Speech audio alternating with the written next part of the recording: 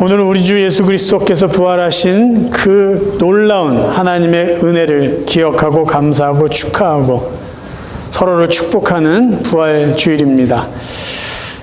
우리 한번 다 같이 믿음으로 고백하길 원합니다. 예수님 부활하셨습니다. 나도 부활합니다. 다시 한번요. 예수님 부활하셨습니다. 나도 부활합니다. 아멘. 여러분, 예수님의 부활을 어떻게 정의하고 계십니까? 예수님의 부활은 나에게 이러이러하다고 여러분 생각하십니까?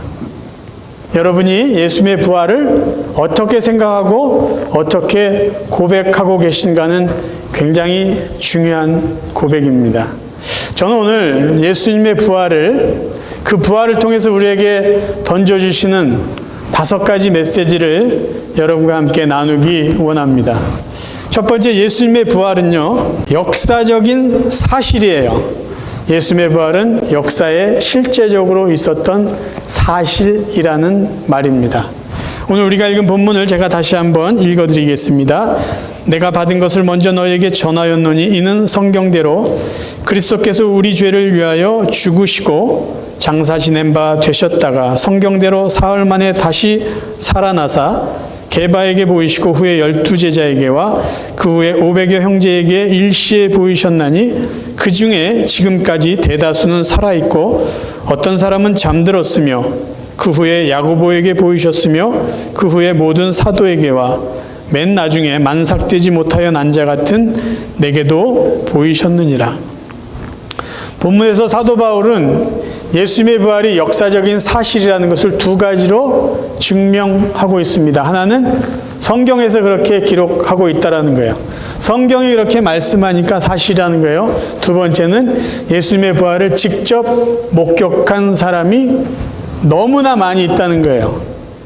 12제자에게 보이셨고 500여 형제에게 보이셨고 야고보, 자기 자신, 또 주위에 있는 사도들에게. 그래서 만약에 예수님이 부활하셨다는 것이 거짓말이다라고 입증하기 원하는 사람이 있다면 적어도 예수님의 부활을 직접 목격한 사람을 찾아다니면서 그들이 예수님, 부활하신 예수님을 만났다는 게 다 거짓말이다라는 것을 확인받고 그렇게 와야지만 예수님의 부활이 정말 실제적으로 있지 않았던 허구다, 거짓말이다라는 것이 증명될 것입니다. 예수님의 부활을 믿지 않으려는 사람들이 가장 많이 주장하고 강조하는 것이 기절설이에요. 예수님이 정말 죽은 게 아니라 잠깐 기절했다가 3일째 되는 날 차가운 무덤에 누워 계시다가 정신 차리고 깨어났다라고 주장하는 것이 가장 많이 예수님의 부활을 부정하는 사람들이 주장하는 거예요. 그런데 성경에는요, 이렇게 이야기하고 있습니다.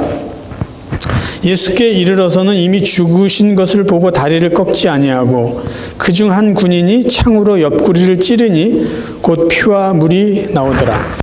예수님과 함께 양옆에 십자가에 못 박혔던 강도들은 예수님은 이미 죽으셨는데 그들은 죽지 않았어요. 그래서 그 일들을 안식일 전에 깨끗이 마무리하려고 강도 2명은 다리를 꺾어서 죽게 합니다. 그런데 로마 군인이 봤더니 예수님이 이미 죽었어요. 사실 십자가형을 여러 번 치렀던 로마 군인들도 나름대로 전문가예요. 어디에 전문가냐면요, 이 사람이 죽었는지 안 죽었는지 정도는 압니다. 근데 그 중에 한 군인이 마치 확인 사살을 하듯이 이미 죽은 예수님의 옆구리를 창으로 팍 쑤신 거예요. 그때 성경이 뭐라고 말합니까? 피와 물이 나왔다고 되어 있어요. 의학 박사 윌리엄 스트라우드라는 이 의학 박사가 사람의 몸에서 피와 물이 흘러나오는 것과 사망과 어떤 관계가 있는지를 아주 오래전에 설명해 줬어요. 1847년에 발간된 책에 있는 내용입니다. 심장의 파열은 엄청난 정신적 고뇌로 인하여 일어난다. 심장이 파열되면 즉시 사망이 찾아온다. 그리고 심낭에는 심장을 돌던 피가 터져 들어간다. 이러한 파열 현상이 일어나면 혈액이 분리되어 물과 피로 나뉜다. 이 경우에 심낭이 팽창하여 혈청이 물과 피로 분리된 채로 가득 차 있게 된다. 그러니까 여기서 물이라는 것은 혈정을 이야기하는 것이고 피는 적혈구를 이야기하는 것이에요. 혈장과 적혈구가 분리돼서. 그러니까 예수님의 몸에서 피가 물이 나왔다는 것은 이미 사망했다라는 것을 증명해 주는 것이죠. 예수님이 부활하셨다는 것은요, 먼저 예수님이 죽으셨다는 게 전제된 이야기예요. 죽지 않은 사람이 부활했다는 것은 말 자체에 모순이 있잖아요. 깨어났다라던가. 예? 근데 예수님이 부활하셨다는 것은 예수님이 완전히 죽으셨다라는 것을 말하는 것이고, 그리고 그 죽으신 분이 다시 살아났다는 것이죠. 왜요? 우리 죄를 위해서 죽으시고 우리를 의롭다 하시기 위해서 다시 살아나신 거예요. 근데 이것이 역사적인 사실이라는 거죠. 역사적인 사실. 두 번째, 예수님의 부활은요, 믿음의 내용입니다. 그러니까 예수님의 부활이 역사적인 사실일 뿐만 아니라 동시에 우리가 믿어야 될 믿음의 내용이라는 거예요. 본문 또 읽어드리겠습니다. 너희가 만일 내가 전한 그 말을 굳게 지키고 헛되이 믿지 아니하였으면 그로 말미암아 구원을 받으리라. 그리스도께서 만일 다시 살아나지 못하셨으면 우리가 전파하는 것도 헛것이요 또 너희 믿음도 헛것이며. 바울은 예수 그리스도의 부활을 잘못 믿으면 구원받지 못한다는 식으로 표현하고 있어요. 그러니까 예수의 부활을 믿으면 구원받고 제대로 믿지 않으면 구원받지 못한다. 그리고 만약에, 정말 만약에 그리스도가 부활하시지 않았다면 우리는 속고 있는 거예요. 잘못 믿고 있는 거고 우리의 믿음도 헛것이고 바울이 그렇게 수고한 모든 것도 헛수고고 기독교의 존재 자체가 아무 의미가 없다라는 말이에요. 그리스도의 부활, 왜 믿어야 될까요? 믿어야 구원받기 때문이에요. 천국과 지옥이 있는데 누가 천국 가고 누가 지옥 갈까요? 예수 그리스도의 죽으심과 부활을 믿는 사람이 가는 것이 천국이고 믿지 않는 사람이 가는 것이 지옥이에요. 그래서 예수 그리스도의 부활은 우리가 믿어야 될 믿음의 내용입니다. 세 번째, 예수 그리스도의 부활은요, 승리의 선포입니다. 사도 바울은요, 고린도전서 15장 54절부터요, 예수 그리스도의 부활은 사망을 이긴 승리고 죄를 이긴 승리다 라고 말해주고 있어요. 본문 읽어드리겠습니다. 이 썩을 것이 썩지 아니함을 입고 이 죽을 것이 죽지 아니함을 입을 때에는 사망을 삼키고 이기리라고 기록된 말씀이 이루어지리라. 사망아 너의 승리가 어디 있느냐? 사망아 네가 쏘는 것이 어디 있느냐? 사망 쏘는 것은 죄요 죄의 권능은 율법이라. 우리 주 예수 그리스도로 말미암아 우리에게 승리를 주신 하나님께 감사하노니. 예수 그리스도의 부활은요, 죄 용서받은 사람이 어떻게 살 것인가를 단면적으로 미리 보여주신 거예요. 예수님은 부활하셔서요, 사탄은 절대로 하나님을 이길 수 없다라는 것을 보여줬고요, 예수님께서 부활하셔서 죄는 하나님의 은혜를 절대로 이길 수 없다라는 것을 입증해 주셨어요. 그래서 예수 그리스도의 부활을 믿는 사람들은요, 더 이상 죄 때문에 죽을 이유가 없고 더 이상 사단의 속임수에 속아 넘어가지 않을 것, 죄에 대한 승리, 사단의 승리, 죽음에 대한 승리를 예수 그리스도의 부활을 통해서 보여주셨어요. 예수 그리스도의 부활을 믿는 사람은요, 비록 우리가 죄에 약하고 넘어질 수 있고 실패하고 실수할지 몰라도, 죽을 수밖에 없는 연약한 존재일지 몰라도 그 모든 것을 하나님이 다 승리케 해주신다는 승리의 선포입니다. 그래서 예수 그리스도의 부활은 우리에게 승리를 안겨주시는 가장 귀한 은혜 중에 은혜입니다. 네 번째요, 예수 그리스도의 부활은 미래의 소망입니다. 예수 그리스도의 부활이 우리에게 주는 소망은 뭐죠? 우리도 예수님처럼 부활하여 하나님과 함께 영원히 살 것이다라는 소망이에요. 말씀 읽어드립니다. 고린도전서 15장 52절. 나팔 소리가 나매 죽은 자들이 썩지 아니할 것으로 다시 살아나고 우리도 변화되리라. 이 썩을 것이 반드시 썩지 아니할 것을 입겠고 이 죽을 것이 죽지 아니함을 입으리라. 예수님의 부활이 보여주신 게 있어요. 인간은 이 세상의 삶을 다할 때 죽고 무덤에 묻혀 이 육신이 흙으로 돌아갈 것이에요. 그런데 그게 끝이 아니라는 거죠. 예수님처럼 다시 부활해요. 육체를 새롭게 입어요. 자유로워져요.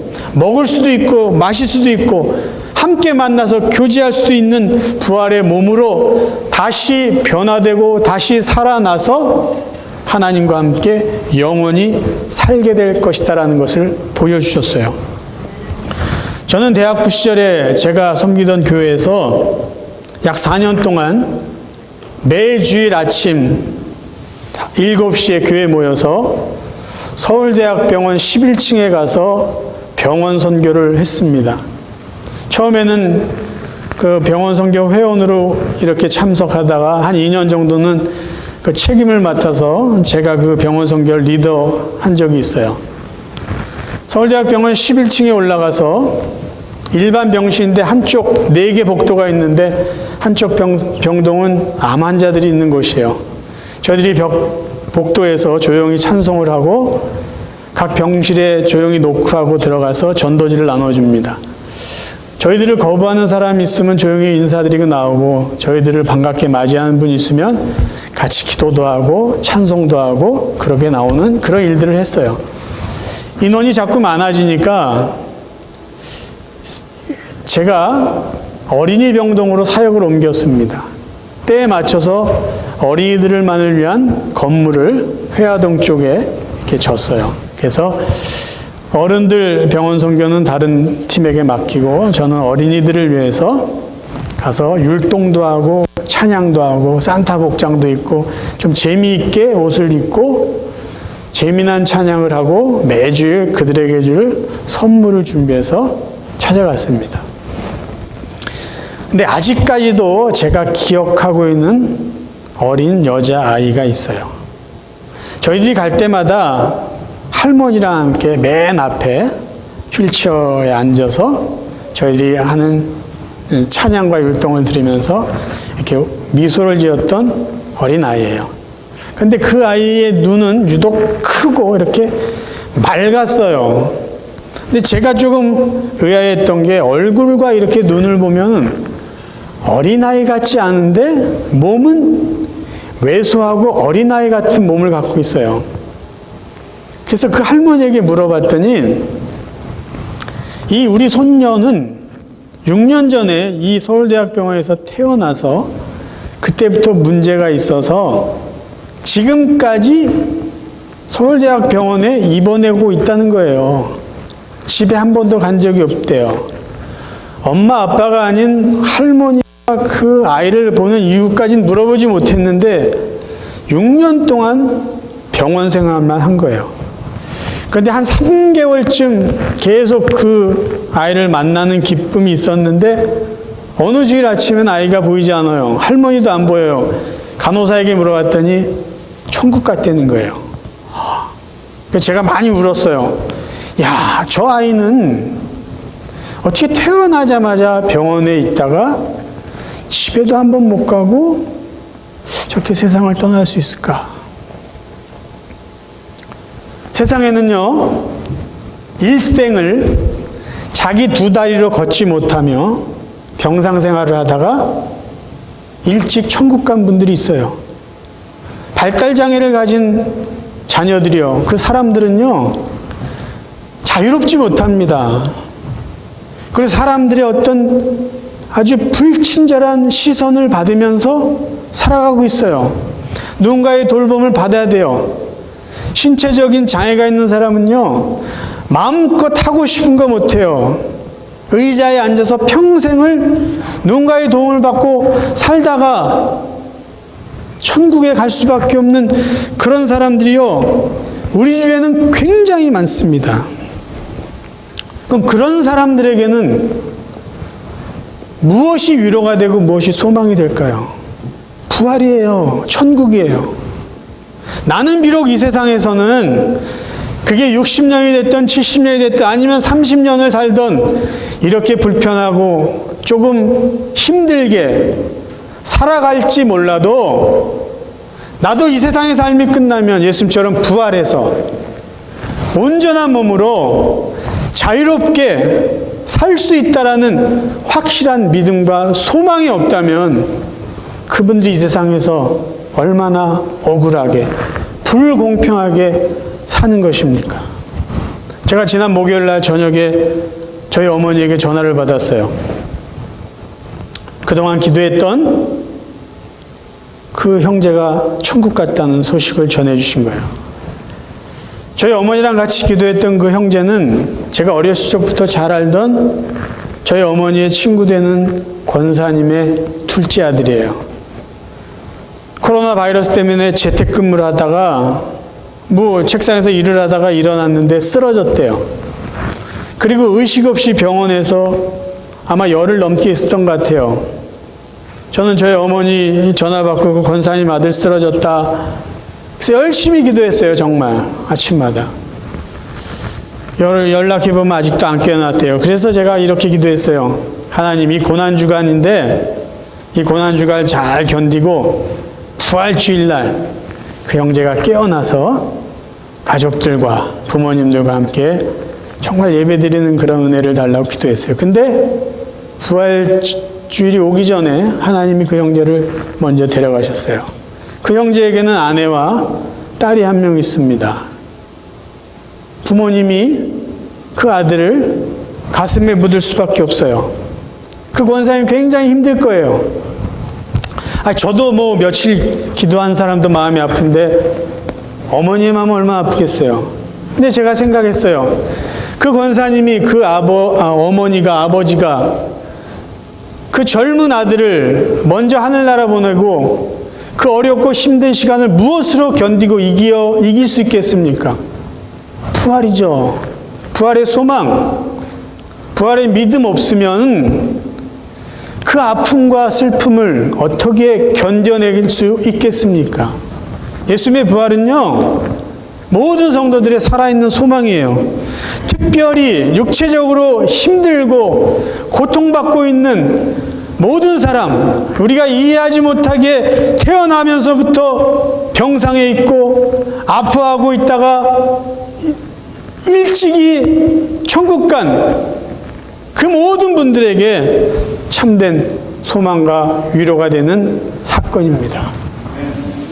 마지막으로 예수님의 부활은요, 성도들의 사명입니다. 바울은 부활을 사람들이 믿은 이유를 이렇게 이야기해 주고 있어요. 고린도전서 15장 11절. 그러므로 나나 그들이나 이같이 전파하며 너희도 이같이 믿었느니라. 예수님의 부활을 눈으로 보고 부활하신 예수님과 같이 식사하고 교제한 사람들은 그냥 믿었을 거예요.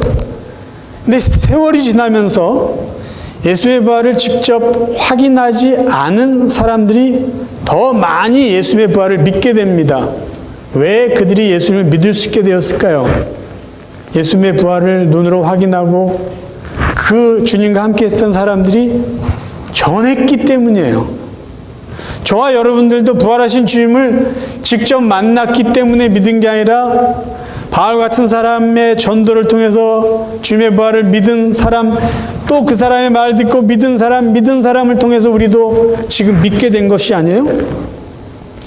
부활을 전했기 때문에 부활을 믿을 수 있게 되었습니다. 부활하신 예수님이요, 십자가에 죽으시고 부활하신 예수님이 제자들에게 나타나서 이런 말씀하셨어요. 쉬운 성경입니다. 예수께서 제자들에게 말씀하셨습니다. 이렇게 기록되어 있다. 그리스도가 고난을 당하고 3일째 되는 날에 죽은 자들 가운데서 일어날 것이다. 예루살렘으로부터 시작하여 모든 민족에게 그리스도의 이름으로 죄를 용서받는 회개가 전파되어야 할 것이다.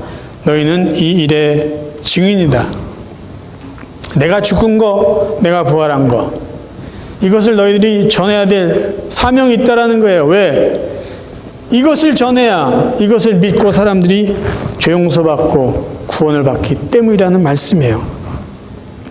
그래서 가롯 유다의 빈자리, 12명의 제자 빈 한 자리를 채우기 위해서 한 명의 제자를 뽑을 때에 그 기준이, 그 선별 조건이 뭐였냐면요, 예수의 부활을 증언할 사람이었어요. 사도행전 1장 22절입니다. 항상 우리와 함께 다니던 사람 중에 하나를 세워 우리와 더불어 예수께서 부활하심을 증언할 사람이 되게 하여야 하리라. 제자를 뽑는 중요한 기준이 예수님의 부활을 증언할 사람이에요. 성령 충만한 베드로가 이렇게 말했습니다. 미리 본고로 그리스도의 부활을 말하되 그가 음부에 버림이 되지 않고 그의 육신이 썩음을 당하지 아니하리라 하더니 이 예수를 하나님이 살리신지라 우리가 다 이 일의 증인이로다. 정확히 알고 있었어요. 예수님이 말씀하신 부활을 믿는 자의 사명을 베드로는 정확히 알고 있어요. 그 이후로 베드로와 다른 사도들은 무엇을 증언했느냐? 사도행전 4장 33절 사도들이 큰 권능으로 주 예수의 부활을 증언하니 우리가 큰 은혜를 받아. 사도 바울의 사역 역시 핵심은 예수 그리스도의 부활입니다. 아덴에서 이렇게 철학자들과 논쟁했어요. 사도행전 17장 18절 어떤 에피쿠로스와 스토아 철학자들도 바울과 쟁론할세 이는 바울이 예수와 부활을 전했기 때문이라고 말씀합니다. 예수님의 부활이 사도들이 증거하고 전해야 될 핵심 내용이었다라는 것이에요. 자, 그런데 사도 바울이 고린도전서 15장에서 예수님의 부활에 대한 이야기를 정말 길게 합니다. 58절까지 이어져요. 예수님의 부활이 사실이다, 믿어야 된다, 안 믿으면 안 된다, 그런 얘기를 쭉 한 다음에 바울은 부활에 대한 내용을 이렇게 결론을 내립니다. 그러므로 모든 내용의 결론이에요. 내 사랑하는 형제들아, 견실하며 흔들리지 말고 항상 주의 일에 더욱 힘쓰는 자들이 되라. 이는 너희 수고가 주 안에서 헛되지 않은 줄 알미라. 왜 결론을 이렇게 맺고 있을까요? 왜 더 열심히 주의 일을 하라고 이야기하고 있을까요? 우리가 예수님의 부활을 믿는다면요, 그 다음에 이어지는 일들이 있어요. 우리가 죽던 아니면 죽기 전에 주님이 오시던 우리는 부활의 몸으로 하나님을 만날 것 아니에요. 그렇죠? 부활을 믿는다면 하나님을 만난다는 것이 이어지게 되어 있어요. 바울이 이야기하고자 하는 것은요, 우리가 부활을 믿고 부활을 증거하는 삶을 산다면 나중에 천국 가서 하나님 만날 준비를 하는 거예요. 그리고 더 중요한 말씀을 합니다. 이런 수고가 헛되지 않는다는 거예요. 주의 일에 힘쓰는 이 수고는 헛수고가 아니라는 거예요. 왜 힘쓰라 그러고 이 수고가 헛수고가 아니라고 말할까요? 바울이 분명히 알고 있었던 것이 있어요. 하늘에 가면은 하나님이 상을 주신다는 것을 그가 알고 있었기 때문이에요. 대표적인 그 고린도전서 3장 말씀, 바울이 한 이야기를 읽어드리겠습니다. 쉬운 말 성경이에요. 이것은 그날이 오면, 주님이 오시는 그날이에요. 그가 한 일이 밝히 드러나게 될 것입니다. 그리고 각 사람이 지은 집은 불로써 그 질을 검증받게 될 것입니다. 그래서 자신이 지은 집이 불을 견디고 그대로 남아있게 되면 그 사람은 상을 받게 될 것입니다. 그러나 자신이 지은 집이 불에 타버리면 그 사람은 상을 잃고 말 것입니다. 그런 사람이라도 비록 자신은 구원을 받겠지만 그 모습이 불 속을 탈출하여 간신히 목숨을 건진 사람처럼 될 것입니다. 구원은 받습니다. 왜요? 구원은 믿음으로 얻는 것이기 때문이에요. 그런데 우리가 주일에 힘쓸 때 하나님은 우리에게 구원의 은혜만이 아니라 상을 주실 것이다라는 거예요. 아니, 바울은 도대체 뭘 근거로 해서 이런 말을 이렇게 자신 있게 했을까요? 지난주에 저희들이 살펴봤잖아요. 바울은요, 셋째 하늘에 올라갔다 온 경험이 있는 사람이에요. 천국을 갔다 왔던 사람이에요. 그러니까 천국의 이야기를 바울이 할 때 우리는 그의 말을 어느 정도 신뢰할 수 있다라는 것이죠. 근데 더 중요한 것은 바울의 말보다 예수님이 하신 말씀이 더 권위 있고 더 분명한 말씀 아니에요.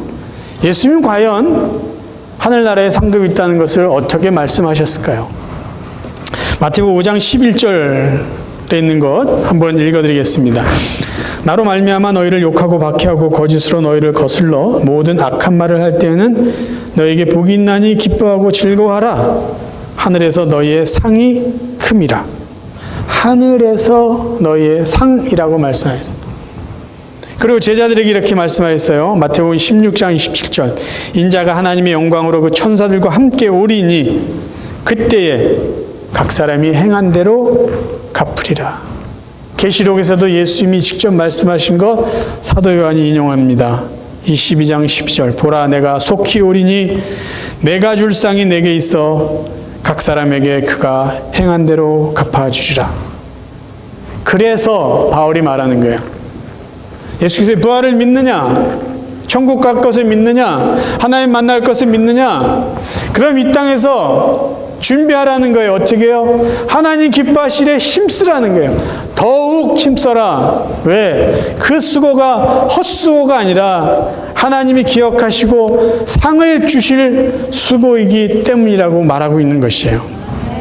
사랑하는 성도 여러분, 예수님의 부활은요, 예수님의 부활로 끝나는 게 아니에요. 예수님의 부활은 우리의 부활이에요. 우리의 부활. 예수님의 부활은요, 모든 성도들의, 특별히 연약한 모든 인간들의 살아있는 소망입니다. 예수님의 소망은요, 우리에게 사명을 안겨준 것이에요. 내가 믿는 그 예수를 다른 사람들에게 전해야 될 가장 귀한 복음 중에 복음, 그것을 저희들에게 맡겨주셨습니다. 주님 만나는 그날까지 부활의 소망 끝까지 붙잡고 하나님 만날 것 믿음으로 기대하시면서 하나님 기뻐하시는 주의 일에 더욱 힘쓰시기를 바라요.